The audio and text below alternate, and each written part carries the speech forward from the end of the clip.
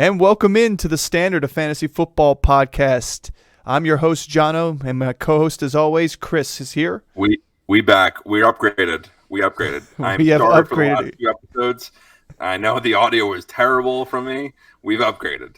We got some feedback that he sounded like he was underwater in a submarine. We've got feedback that he was actually AI. He was not a human. So that's also a real concern.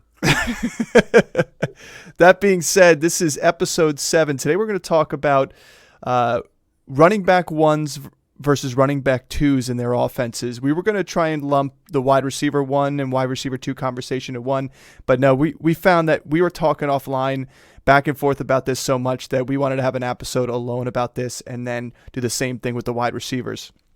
So that being said, before we get into the content, as usual, like and subscribe. And when you can, hit the notification button so you see all the drops when we let them go on YouTube. Let's get into it. All right, so we're talking about running back ones versus running back twos. To clarify what we're going to be talking about here, we're talking about value in regards to ADP in your draft. Not necessarily play from the running back 1 versus running back 2, because obviously they're RB1s on their teams for a reason. And some of these guys, they may be neck and neck and in a backfield shared. However, some of them are obvious RB1s and their backups are backups, but have still value that you want to kind of grab. So the first group we're going to talk about here is going to be James Cook and Damien Harris for the Buffalo Bills. Yeah, so I'll let Kris kick this one off. Yeah, go ahead, Kris, because this is one that you wanted to talk about for sure. And I'm higher on James Cook, I think, than you might be, but I want to hear what you got to say. I think they're pretty neck and neck. Like, obviously, I think what James Cook was able to do in the playoffs last year, he's going to have an expanded role this year. But I don't think he's going to take a huge role in that backfield. I think the fact that they brought in Damien Harris and they didn't bring in another backup meant that they really wanted to continue to have a veteran as the every down back. And I still think that that's where James Cook is I think he's going to get a lot more of a role as a pass catcher out of the backfield, which was kind of what we saw him develop to in the second half of the season last year. But I think Damien Harris is still going to be that first and second down back that Devin Singletary was last year. Damien Harris has proven himself year in and year out with the Patriots that he can get in. He's a great red zone running back. He can get in the end zone. I think it's going to take a lot off of Josh Allen's plate. And I just don't see James Cook. I don't necessarily think this is a 1A, 1B situation, but I've seen James Cook being taken higher on drafts than Damien Harris. And if James Cook goes a round in front of where I want him to, then I'm perfectly happy taking Damien Harris in the round after. I don't think either one of them is going to be like an extremely potent back. Obviously, with Josh Allen there, he's going to take a lot of the big chunk carries. He's going to get goal line work. So I'm not looking for. I don't think either one of these guys is going to get in the top 20 running backs. However, that doesn't mean that they can't have value, and that doesn't mean either one of them can't be a really good flex play for you. So I do like both of them. Let me clarify that. But I think that Damien Harris is a better value for where you're going to get him, because you can probably get him a round or two after James Cook goes. Yes, and I agree. Here's the thing that I think about this backfield. I love James Cook. You're not going to find a better athlete running back in that Buffalo backfield than him. So they're going to find ways to get him the ball. But that being said, he can't be on the field every single down. And there was some growing pains his rookie season as well. Some drops, some fumbles, and there was stuff that he was trying to work through. And obviously, Devin Singletary, being the veteran on the team before, had a much more stronger grip on that backfield to begin with. That being said, Cook still had 89 carries for 507 yards, had a 5.7 yard per rush and 2 touchdowns. Now, a lot of that came towards the tail end of the season, but the dude still was in there during passing downs, and he was still getting 21 catches for 180 yards. I mean, posting at 8.6 yards per catch is pretty good for a running back there. Damien Harris wasn't much of the pass catcher really ever. He never topped 18 receptions for the Patriots. So we know James Cook has a stranglehold on that part of the game. The part that Damien Harris thrived with the Patriots up until last year when he started getting injured a little bit was the fact that when it came down to goal line time, he's who they went to punch the ball in the end zone. And I think you may see like a similar scenario in that aspect where when we're talking about standard fantasy football scoring here, touchdowns really do matter. I don't care how many balls James Cook gets out the backfield. He ends up with one receiving touchdown like he did last year. And, Damien Harris ended up with 15 rushing touchdowns 2 years ago. You gotta weigh that option when you're deciding. And if you want a piece of this backfield, the beauty for Damien Harris here is it's open for him in those goal line spots. Now, obviously, it's a high passing volume offense. You can't forget that. And because of that, it is going to cater towards Cook a lot, and it is going to cater to speed a lot, where Cook is going to thrive. However, when push comes to shove, do you think Buffalo wants to keep handing it to Josh Allen every single time? Or if they've got a back they can give it to that they could trust, it's going to get that 1 yard line or 2 yards, especially on the goal line? Obviously, the percentage play for Josh Allen's great, but do you want to get your quarterback hurt? I don't know. I think you're going to see not necessarily 1A, 1B like you did say. I think James Cook is going to be more of the one running back here, but I will say he's going to probably lose touchdowns to Damien Harris when we get in the red zone, because Damien Harris finds the end zone, has a knack for it. Yeah, I mean, I completely agree. And this is a solid point to bring up, because I think in a lot of these offenses that have mobile quarterbacks, now this is going to, of all the mobile quarterbacks, the Eagles and the Bills are the most pass heavy. They're not designed around the run, right? We have Baltimore and Chicago where it's really designed to run and run the read option. But I think in all those scenarios, you have to like the running backs, because they're getting a lot of misdirection carries. You look at Singletary's efficiency last year, and I think Harris and Singletary are very similar style runners. So I think we can expect a lot of what Singletary did last year to kind of transfer over into what Damien Harris is going to do this year with them.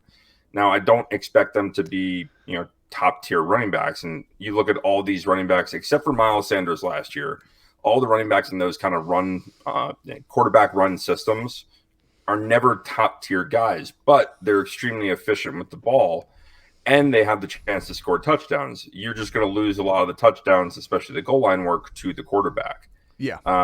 So I do. The other point I want to bring up is that if Damien Harris, he got hurt a little bit last year, he was kind of banged up 2 years ago, which led Ramondre Stevenson to kind of have a breakout rookie season and kind of step into the fold a little bit. But if anything happened to Damien Harris, I love James Cook. James Cook is immediately a RB2 with RB1 upside because of that offense. Yeah, just because of that offense and the volume of, like, so many people last year and the year before were off of Devin Singletary, and Devin Singletary, quietly had a really good season. 2 years ago, he was one of the reasons that I made a huge playoff push and made a run into the playoffs. And early in the season, he's getting 6-8 points a week, but he has the opportunity to have those 20-point weeks, because so many people are keen on Josh Allen that he's going to have a lot of open looks. He's going to be able to break a lot of 20-yard runs off because there's no one on that second level for him to compete with, because the linebackers are flowing with Josh Allen. They're flowing with Josh Allen, and they're flowing with the tight ends. Right. I mean, the fact that you got to worry about Dalton Cade and Dawson Knox, that makes it a little bit more easier. And that's why you saw people with Singletary last year having 4.6 yards per carry, but only have 177 carries. It's like, James Cook only had 89 carries, so total offensive carries are low, so you can't expect a ton from that. But again, like you said, there's room for both these guys in this backfield. And to close out our discussion on these two, which is why we like the value of Damien Harris over James Cook, is where people may be taking James Cook in your drafts may be too high for your liking. And you can settle in nicely having Damien Harris as a flex play, if not sitting on your bench as your RB3 option, because this offense is going to score points. And even when they're up big points, who may be getting the ball? And it may be Damien Harris. In the red zone, you could be confident that he could be the guy that may go to for the end zone. You got to be ready for that. Yeah, I mean, like I think Damien Harris is. I think I'd prefer him, and he's right there in kind of the same category and grouping. But I like him probably better than Brian Robinson or Antonio Hmm. Gibson, those kind of guys. So if James Cook goes off the board one round earlier, I'm totally fine with just grabbing Damien Harris the round after. You may be able to get him even a round after that because I don't think a Right. lot of people are going to be stabbing for him just because I think that Cook is what everybody has on their board as this is going to be the guy. The shiny new Um, object. it is. Well, let's move on to another one since we've been talking about Devin Singletary. He's in a new home in Houston. And there you had a rookie last year in Dameon Pierce that had a fantastic rookie season, unfortunately cut short in week 14 with an ankle injury. I also think they held it off a little bit easier since they were a losing team and they didn't try and rush him back in for anything, so they put him on the IR. But this guy was just short of 1,000 yards rushing with 939. He had 222 carries. He had 4.3 yards per carry average. They didn't get in the end zone a lot. That was a hard part for him. He only scored 4 rushing touchdowns, but he's still, with 30 receptions, as a rookie out there, I think they put a lot of trust in him. Singletary now comes in, a veteran running back. I think it obviously hurts Pierce's stock as being a RB1 go-to guy, which I think he could have been a top 15 pick. Now you got to think that Singletary is going to have a share of that backfield. I'm not as keen on Singletary eating that much into it. In my opinion, I think Dameon Pierce is a different type of runner. He's bigger, he's stronger, he runs violent. And if anything similar to Damian Harris, if Singletary's going to take some snaps away from him and some early down stuff and some early drive stuff, Pierce is going to be in there when push comes to shove to get that ball through the end zone across the line.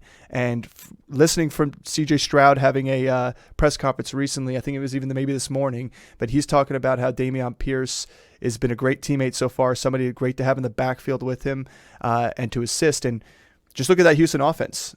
He is probably, in terms of skill position, he's the veteran player there. He's the guy who's been there last year, and it's now all changed.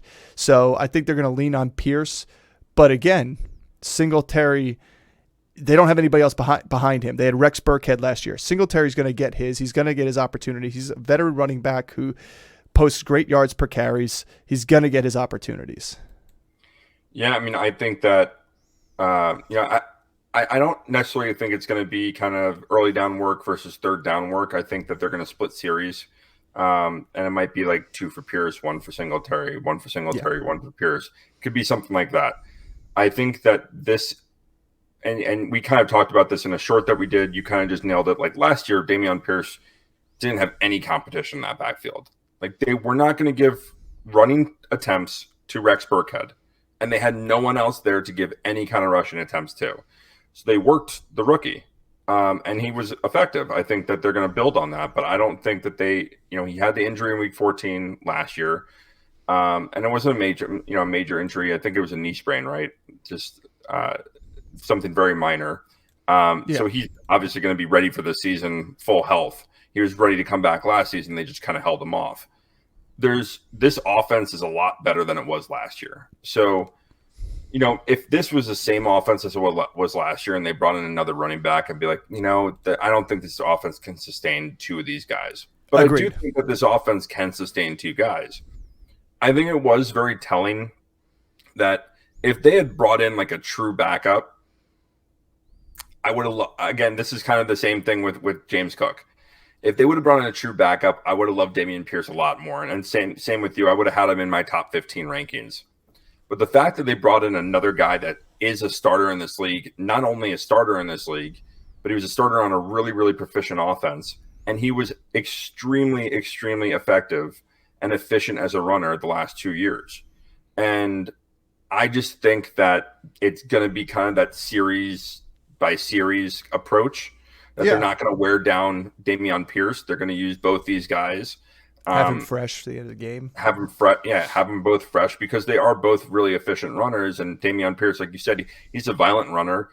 He has a lot of explosive speed. He's had the big playability, which Devin Singletary has that too, but not as to the extent that Dameon Pierce has. I'm not really sure on where I line up with goal line work here. And I think that's still yet to be determined on how CJ Stroud is going to kind of run this offense. So I can't even give a swing over, I think Dameon Pierce is going to go much higher in the ranking than Devin Singletary is. Yes. You could guarantee that's what we're talking about is there's value there at Devin Singletary. So if you didn't want to spend, a top 3 round pick, I think Singletary is, a 3rd round pick. I think that's a very fair assessment. 3rd, 4th round pick for Dameon Pierce. Well, here's my question then. Where are you taking Dameon Pierce? And let me read out a couple names where he's. So right now I'm looking out at a standard ADP right here that's put together, and Dameon Pierce is sitting below Dalvin Cook, below Aaron Jones, below Jahmyr Gibbs, below Kenneth Walker, below Breece Hall, and Stevenson, but he's above people like Joe Mixon, Miles Sanders, J.K. Dobbins, Cam Akers, and DeAndre Swift, and Rashad White, James Conner, so on. Who are you taking before him, and who are you going to take him above when you think about starting running backs? Jahmyr Gibbs, I would drop down. Everyone else in that list that's above him, I would take above him. Mm-hmm. Joe Mixon, I'd probably take above him. Dalvin, I would take above him. Did a short today on Dalvin, how I think he's going to overperform his ADP. And I don't care where he goes either. So, but this is not a Dalvin conversation. This is a Dameon Pierce conversation. What about J.K. Dobbins in a run-heavy offense? I'd take J.K. Dobbins over him. Okay, and that's I'm going to take injury out of it. Yeah, you have to assume no injury. We have to assume no injury. I think J.K. Dobbins is in a much better situation we saw a couple years ago when he was healthy. Any game he's been in when he's healthy, he's been really, really good. Yeah. And I think that, they have Gus Edwards there. I'm not sure if they re-signed Kenyon Drake. I don't think they re-signed Kenyon Drake. So I would take Dobbins over him. And it'd be close. How about Rashad White or James Conner? Both guys who have no real competition behind them, but both on not so great offenses in regards to, well, I wouldn't say Cardinals aren't great at running the ball because James Conner just took the team on his shoulders at the end of the season last year. But, Rashad White being on a bad offensive line and having 3.7 yard per carry, but there's no competition behind him. Yeah. You take him over those two guys? They're right there. I think I would take Conner over him. I would take him over Rashad White. But I would take Conner over him, I think, just because there's no one there. Yeah, volume's king. Yeah, volume is king. And who cares if their offense is bad? Dameon Pierce's offense was bad last year. Was he a bad fantasy player? No. And for a running back on a bad offense like that, typically you see like their numbers go down. Dameon Pierce was effective there. I think that the Cardinals can still run the ball. Conner is still effective in the pass game and a lot of dumb screens, and he can break off big plays from that. So I still like James Conner a little bit over him, but I think Dameon Pierce is right after that. Well, to close it out again, we're saying Dameon Pierce is the guy to start the game, and the difference being instead of someone like Cook, maybe getting some early down off, like we were saying, possibly, and working a lot more in the passing game. We think this is mostly, and I agree with Kris when he says that it'll be series by series. Unless one of these guys breaks off a big run and needs a breather, I think for the most part, they'll probably do a 2-to-1 series ratio. But we'll see. It's a whole new offense. Players are all over the board there. Who knows who they're going to lean on and who's going to have the early down spark. So, that's our take on those two. Let's move on to another pair here that may have even stronger and a worse ratio of shared backfield carries, and that's Kenneth Walker and Charbonnet. And the fact that they bring in this guy out of college that was a fantastic runner. I think he had something like a 7 yards per carry average and like almost, maybe 1,700 yards, like something ridiculous last year. He played in the Pac-12. That's not impressive. Agreed. But still, I mean, you got to be good to still do that. And at the end of the day, we're not saying Kenneth Walker wasn't good, but I think we're also boosting Kenneth Walker based on his performance and stats last year a little bit too. Give me your take on these two and where you see this offense running. Well, let me be clear. Like, if Kenneth Walker is available for me to take early on, not first round, but if he's there at the back end of the back half of the second round, like, I want a piece of him. Like, I want him over Charbonnet. But if I don't have if I'm not gonna be able to grab him, if I end up being at the tail end of the first round and in the early end of the second round, there's other guys that I'd probably want over him. I'd probably look for Charbonnet later in the draft. And I think, we've kind of talked about this before. I think Bijan is going to be the first rookie running back off the board. Yeah. And I think Charbonnet is going to be the second. And in my opinion, I actually, not that I don't want Bijan, but where Bijan's going, I'd rather take Charbonnet where Charbonnet's going. I think I actually think Jahmyr Gibbs will be the second one off the board, just based on where people are putting value into that. But keep going. Yeah, I mean, those are the three that are going to be off the board early on. I think Gibbs could be going early. I don't have him ranked very high. I don't really want to overdraft him at all. I think his value is lower in the draft. Like, I value having Charbonnet over having value in Gibbs. Mm-hmm. So, and that could be if Gibbs goes in the third round and I can get Charbonnet in the fifth or the sixth, that's where I want to take them. Like, I would want to take Gibbs in the fifth or the sixth. And if I had the choice between Gibbs and Charbonnet, I would probably take Gibbs. However, I don't think Gibbs is going to be there where I want to take him. I think someone's going to overdraft him. They're going to take him in the third or fourth round, and that's not where I want to take him right now. I think David Montgomery is still going to end up taking a lot of the carries there.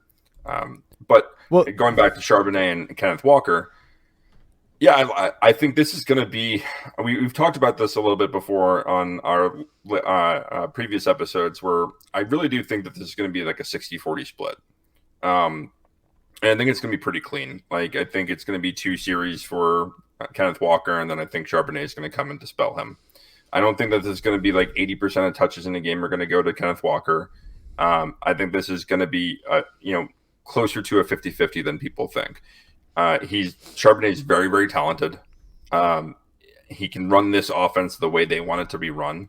And I think, we talked about how when Kenneth Walker was drafted last year, that they really wanted to give, another running back besides Rashad Penny. And the true plan was not to make Kenneth Walker like this bell cow running back. So it was pretty indicative of that philosophy when they go and draft a guy like Charbonnet in the second round. And so I think that they want to run a 2 running back system. They want to get these guys some longevity out of their careers, but they're going to be a playoff team. So they're looking down the line, and like, they don't want what happened last year where Kenneth Walker gets hurt and he's kind of beat up and limping going into playoff games. Like, they want another guy there. They want to churn these guys out. It's so disappointing to see like DJ Dallas getting run out there. As a starting running back there. And because this offense is very potent, this is an offense I want a piece of, because you look at either the wide receiver room or the running back room, and even Geno is a guy that I have probably outperforming his ADP this year, just like he did last year.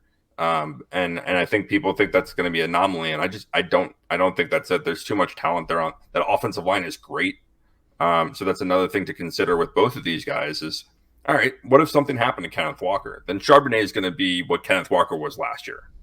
Yeah, so, honestly, I think it could be better. I mean, when Kenneth Walker was drafted, I remember they talked about his draft profile being more of these. I mean, he's only 5'9". When you look at his size, he's 5'9", 211 is what they've got up on ESPN. That's not RB1 size for running backs. Like, we're not talking about muscle hamster here. So when you look at Zach Charbonnet, the dude's 6'1", 220. Now that's your RB1.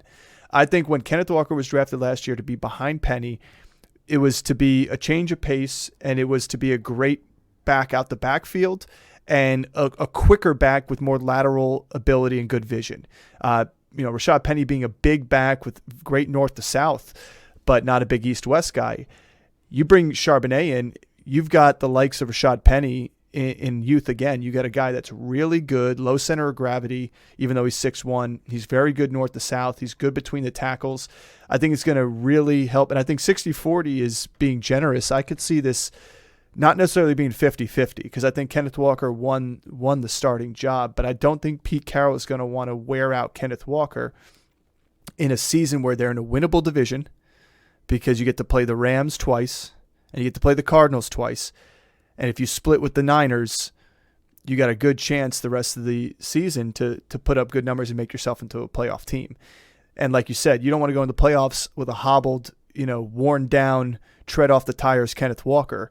So I think we'll see a little bit more of a timeshare, and maybe not early on, but I just think long term, Charbonnet is going to show that he's a hard-nosed runner. He's a good runner, and it's going to allow Kenneth Walker to be more free and get outside the tackles a little bit more than rather having to do a lot of between the tackles work and getting beat up at 5'9".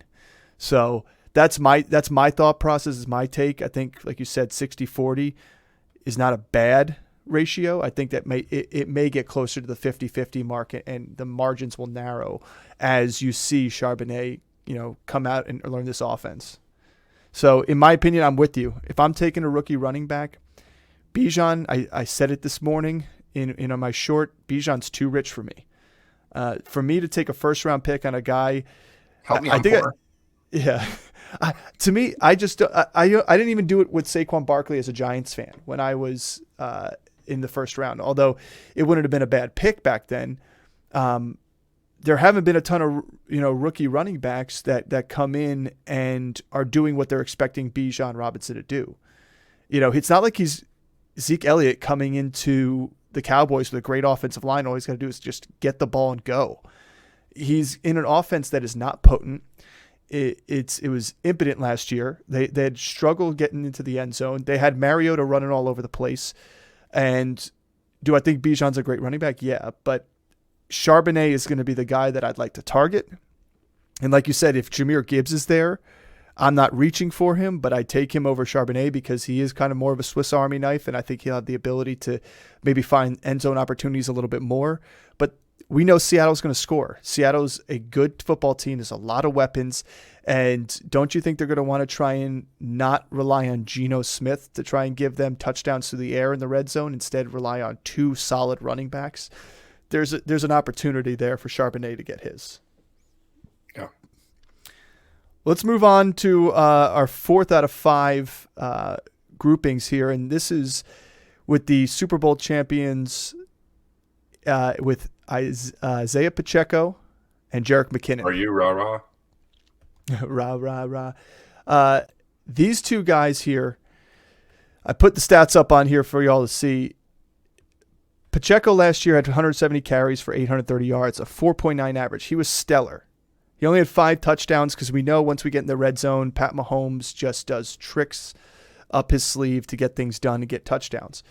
Didn't have a ton of receptions, obviously, because when you go over to look McKinnon side of it, dude had 56 catches as a RB, quote-unquote, 2, but really an RB3 for 512 yards and 9 touchdowns. Once he got in open space, he was gone a couple times. He also got his share of carries. He had 172 carries himself with a 4-point average. I think that my yardage is wrong here. It is not 8,291. It is definitely not that. That being said, broke the rushing record. Yeah, broke the rushing record. That being said, we know what he does with the ball out the backfield and through the air, and Pat Mahomes can trust him and likes him, especially in a scramble situation, but there were plenty of design receptions for him. The original Spark athlete. Yeah, there you go. This is a shout out to Nick, original Spark athlete. The thing about McKinnon, in my opinion, is he is being drafted so low, and in some cases may not even get drafted, that his value is through the roof. If you can he may not get 9 touchdowns again this year, but if he gets 6 to 7 touchdowns as a running back, and he's your flex player that you get down there low, thinking about taking him or Pacheco as your running back too. We know Clyde Edwards-Helaire is still there. Yeah, they need to pick up his 5th-year option, but how he works into that offense, we're unsure. The only person who I think has a solid, besides Travis Kelce, solid position on that offense is Jerrick McKinnon in what he does on third downs and what he does in passing plays. And that guy, he showed at the end of the season, he showed through that Super Bowl run that he is fantastic through the air. And I think he's going to get his. He's going to continue to get his. And in my opinion, not knowing where Pacheco and Clyde Edwards-Helaire are going to go with each other, not knowing how early you got to go for Pacheco to get him as your RB2, maybe too early for me, I know I can settle in on McKinnon and be happy throwing that guy in my flex every single week, because where you're picking him up, you should already have your RB1 through RB3 at that point. Yeah, that's kind of the point with him, is that you're not draft, like, if you go draft Pacheco, he's probably going to be your RB, 2 to 3, right? Low end 2, high end 3. With McKinnon, you're drafting him to be kind of a bench player and to flex in. But we saw how effective he could be down the stretch. I mean, what did he have? 3 20-point games late in the season during the playoff run. Oh my goodness, it was on fire. I think he was like single-handedly dragged you to the championship game. Yeah, he did. He did. He was my pickup. Well, I lost Damien Harris, so I had to put it as my RB2 at the end of the season there, and it worked. Yeah, so he can be extremely effective. I think he's going like 30 running back spots after Pacheco. Like, that's how devalued they have on him. Yeah, so now I'm looking at Pacheco here as going running back 26 off the board, and Jerrick McKinnon is all the way down at running back 45. All right, so it's 20 more spots and like 19, 45. Yeah, so yeah, that's a lot. That's a lot. That's a lot for him, and because he scores touchdowns, he's explosive. He gets a lot of passing down work, and with Pat Mahomes as your quarterback, like a couple episodes ago we talked about like the offenses we want a piece of. Like, obviously we didn't talk about like the Kansas City Chiefs, but that goes without saying. I don't care who it is there. If you lose out on Kelce and Mahomes, like, do you not want a piece of this offense? They're going to probably lead the league in scoring or be a top 5 team in scoring. So you want a piece of this. It doesn't matter really where. Like, you take Justin Watson. Like, he's going to be a good flex play for you sometimes.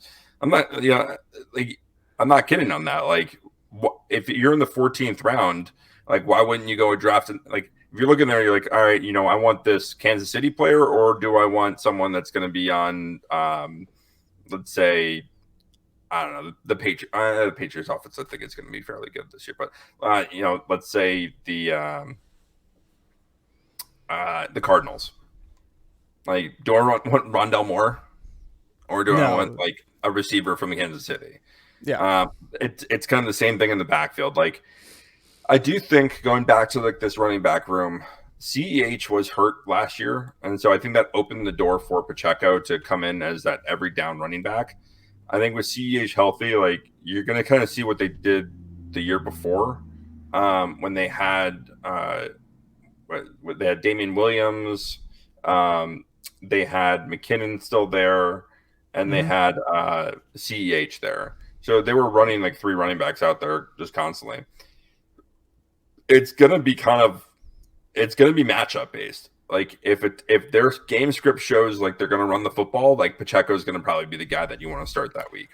If their game script is going to be there in the shootout, McKinnon's probably going to be the guy you want that week. Well, look at the Super Bowl, for example. I mean, it was a run game heavy. I mean, Pacheco had a fantastic game. He ran it to the dirt. He wanted to possess the ball with the clock. It wasn't about trying to score 1,000 points, and then when it came down to those red zone plays, this is where I think McKinnon's going to lose possibly some touchdown capital is with the emergence of Kadarius Toney in the red zone on some of those little outside slants, and Sky Moore and the quick outs. But again, those two, because they're going to score enough points that, like, exactly. But those two guys can't stay healthy. He's not going to be an 18 touchdown guy, but they can't stay healthy anyway. And the backfield in Kansas City can't stay healthy. There's always an injured running back every year in Kansas City, and it's usually one of your top running backs there. And I mean, we were just talking about Kenneth Walker being the main guy in Seattle at 5'9", 211. Jerrick McKinnon is 5'9", 209. He's not. Everybody thinks he's a small little guy. He can carry his own, and he even had plenty of carries last year. And you want me to zoom out because that's what I look like. But that being said, let me actually do a stat correction. He had 72 carries for 291 yards and a 4-point average. He had 71 targets with 56 receptions and 512 yards and 9 touchdowns. I don't see him having a 9 touchdown season again. But that being said, the receptions part, he did it in Minnesota with 43 and then a 51. Then he went to San Francisco and had 33. He had 13 in his first year in Kansas City because Kansas City did use CEH a lot out the backfield. But last year they needed him. And to be honest with you, McKinnon is more successful through the air than CEH ever was. And I think they found that out. And he had 56 receptions last year. McKinnon was a free agent. They re-signed him. They wanted to bring him back into this offense. And they did it fairly early. They didn't wait. He's not a free agent now. They didn't re-sign him last week. He's been re-signed for a couple months now. So they wanted to bring him back into this offense for a reason. They're not going to, otherwise they would have just waited and gotten like another running back if they didn't plan on using him. But they didn't do that. And they wanted to make an effort to – this guy helped them get to the Super Bowl and helped them win the Super Bowl. So, I think that this is I agree. Something – yeah. I think they got the ball in his hands when they need to get it in his hands. And he helped them win games. And I'll agree with you. I think that every year we do see like a Kansas City running back get injured. And I don't want to speak illy of anyone from, New Jersey because, Tony Soprano might wake from his grave and get me. But are you product? So I'm going to rep Pacheco. But I don't know if I'm the only one watching this, but he looks like you can hear him walking from a mile away. Like the way he runs looks so violent on his down step. Like he just slams his foot down when he runs, and it's exciting to watch, but you see him like really turn that other gear up, and his foot is going down to the ground so fast and so hard that I could see a meniscal tear, like I could see kind of a knee injury happening to him. You can't predict injury. You can't predict injury. I mean, listen, the guy does run violently. He runs hard. He runs like he's got something to prove every single time he touches the ball. He looks maybe like he does gonna smash the earth underneath him. Like he's walking on a bunch of like uncrushed nuts, and he's just trying to like stomp them out. That being said, to close out our discussion on these two, we like Pacheco. It's still up in the air. We don't know how Kansas City is going to use him for CH, but we do know McKinnon's grasp on that offense and how valuable he is coming out the backfield. It's not like CEH is all of a sudden going to be back and be the pass catcher. In fact, like I said earlier on, they didn't exercise his fifth-year option, and then they re-sign Jerrick McKinnon. They know what they have in McKinnon. They know value guys. He has his spot in the offense, and I think McKinnon's happy for it, and he's going to thrive doing it. So I like McKinnon late. I would love to have him as my flex. Can I ask you something? Do you think that – so I think Pacheco is going to be the first of these three off the board. He should. Who do you think goes first, CEH or McKinnon? So in a standard league, I think somebody may go for CEH over McKinnon, maybe. In a PPR league, I think people go for McKinnon first because they're going to see the numbers he put up last year. But that being said, standard league, I could see CEH and McKinnon being close. I mean, let me take a look at this right here. You got McKinnon at 45. Clyde Edwards-Helaire is not until 64 here for this standard ADP. Okay, so which is how it should be. I would take McKinnon over CEH. Yeah, I would any single minute because I just don't know it's a question mark because Pacheco ran better than CEH. He runs harder than CEH, and he earned himself a fantastic. Honestly, I'm going to go out there and say it, if Kadarius Toney didn't have the game he had and helped Pat Mahomes out in there, and then they got the punt return and everything, Pacheco was getting himself towards a possibility for being Super Bowl MVP. It's hard for the running back to get it over the quarterback every single time. But that being said, he had a fantastic Super Bowl game. Like he held the clock for them. He got the first downs when he needed to. He ran the ball so hard. He earned himself RB1 for this team. And I think the CEH part is it muddies it a little bit, but not as much as I would think. I just don't know if I want Pacheco that much more than I want McKinnon. Because, again, Pacheco is going to be my RB2 at best. He's not your RB1. So if he's your RB2, unless you go zero running back. But if he's your RB2, would you rather have McKinnon as your flex and take another running back at RB2, like we talked about, like a, J.K. Dobbins, Cam Akers, or, a James Conner, and let, Pacheco fall to somebody else? I mean, that's really what we're looking at here. So let's talk about our last one here and cap off this episode. And this last one is going to be a little bit more, like we said earlier, the RB1 here is solidified, and that's Christian McCaffrey. There's no question he's the RB1 in San Francisco. Elijah Mitchell is not going to take over that backfield. That being said, you're talking about Christian McCaffrey. Unless you're 1 overall or 2nd overall, if somebody values somebody higher than McCaffrey in your drafts, you're not getting McCaffrey. So it's not talking about trying to reach for McCaffrey or trying to get him around early, before because you like him. Unless you're the top 2 picks, you're not getting McCaffrey. So that being said, do you want a piece of this offense in this backfield, which is fantastic through the ground, and especially with question marks at the quarterback to start the season? And Elijah Mitchell last year had a decent season, to be honest with you. In the games he did play, he ended up having 45 carries. It's a 6.2 yards per carry average, a couple pair of touchdowns. And when you look at the game logs, I mean, it was more early that when he came in, when McCaffrey got traded, that he was still in the backfield a little bit more. But even down the stretch, there were some games that you look at, McCaffrey struggled. Like, they stacked the box on McCaffrey a lot. McCaffrey had like 14 carries for like 32 yards. And then all of a sudden out comes, Mitchell, and Mitchell goes out there and has a 6.6 yards per carry average on 9 carries. So, like, the guy can play football, and the guy can play football well. And he's a clear number 2. He's a very clear number 2. And that being said, do you want a piece of that offense? Yes, you do. And this is that whole, like, taking Jerrick McKinnon. The only difference is this guy's not going to be in your flex. He's not somebody that you could put out there every single week, but it's a guy that on a bye week that you may need, you could throw in your flex. And we'll see how the season goes, but maybe they start to give more breathers to McCaffrey.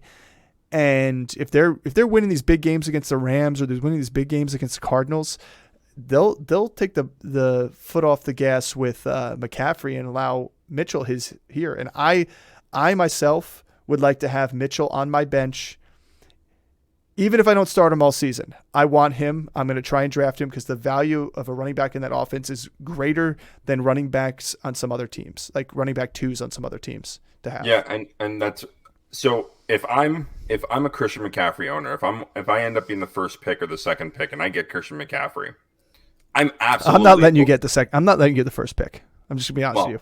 Well, I mean, you're gonna let it. It's gonna happen. I don't know. It's gonna happen. Anyway, we can talk about how we decided our draft order at a later date, but I'm gonna get the first pick. But if I'm getting Christian McCaffrey, I'm absolutely gonna reach and get Elijah Mitchell. He's a handcuff. Like, most of the years, I don't care who my RB1 is. Like, I'm not gonna really draft a handcuff. That's typically not how I draft. But with this, now, again, we can't predict injury, and you don't wish injury on anyone. But McCaffrey does have some injury history, and the difference with everyone else, all these other handcuffs, is that if anything happened to McCaffrey that was long term, Eli Mitchell can be a top 15 running back. Oh, I agree. And that's what's great about him. Exactly. And this offense is probably, I would say, a top 3 rushing offense in the league. Mm-hmm. So why would you not want the main piece of that? And I don't think, we've seen guys, if injuries happen, we saw it. Raheem Mostert goes down, Jeff Wilson comes up, Elijah Mitchell comes up, right? Every year they just churn out these runners, and everyone's successful in San Francisco. So when you get a guy that's talented there, like, this is why McCaffrey had a great season last year. When you get an actual talented running back there, like, they have a chance to be a top 10, top 15 or a top 10 running back in the league. Yeah.